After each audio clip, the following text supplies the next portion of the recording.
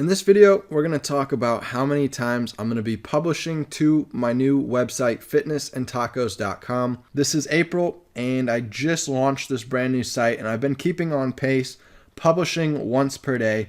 And the goal is to do this for the remainder of the year and continue this into next year until we reach the 1-year anniversary.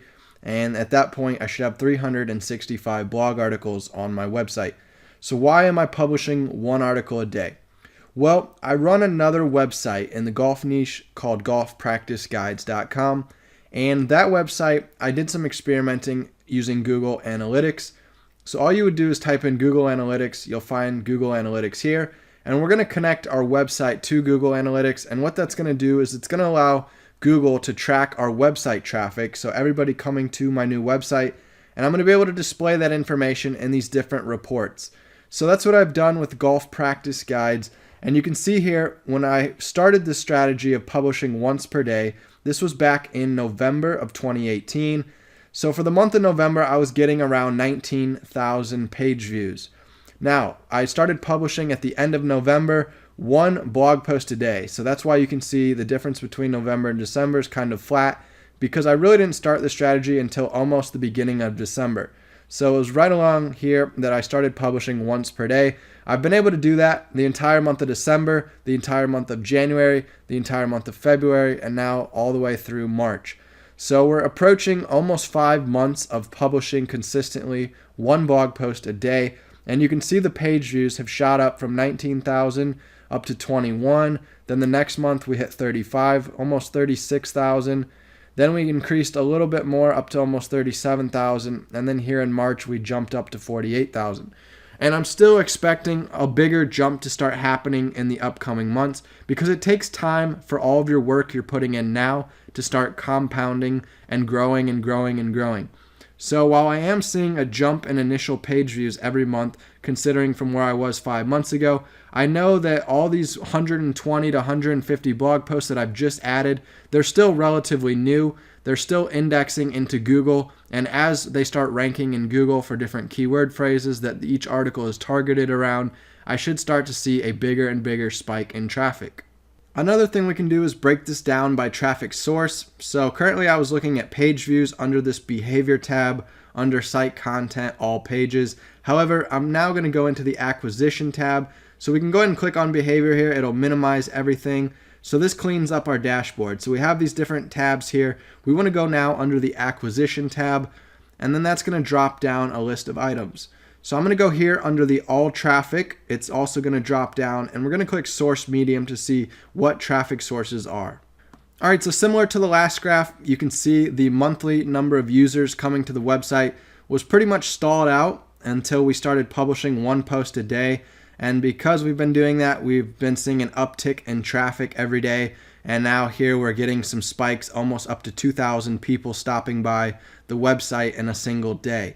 So that's pretty exciting for a golf website. Golf's a pretty small niche. Now with my fitness site, I expect to hit these numbers rather quickly within maybe the first year or two. You know, we're in year 4, almost year 5 now for this golf site.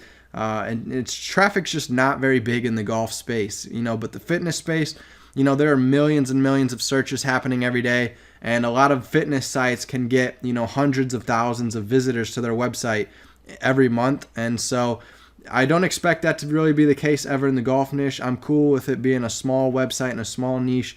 I am pumping out a lot of content, though, to make it a big website and a small niche, but that's why I decided to expand to fitness when I created fitnessandtacos.com, because I think I can take the same skills and strategies I grew my golf site with and use it now in a bigger, broader niche that's got way more traffic potential, and that should allow me to get way more traffic to a website, which should turn into bigger and bigger income, compared to what I'm able to monetize in the golf niche. So as we scroll down here in the analytics, you can see all the different users. So there's Google, there's Pinterest, direct users, more search engine users from Bing and Yahoo, and then we've got some email subscribers that are clicking through. So these are all the different main traffic sources. Right now it's primarily Google and Pinterest. Now before I started the strategy of publishing one blog post a day, Google and Pinterest were pretty much neck and neck.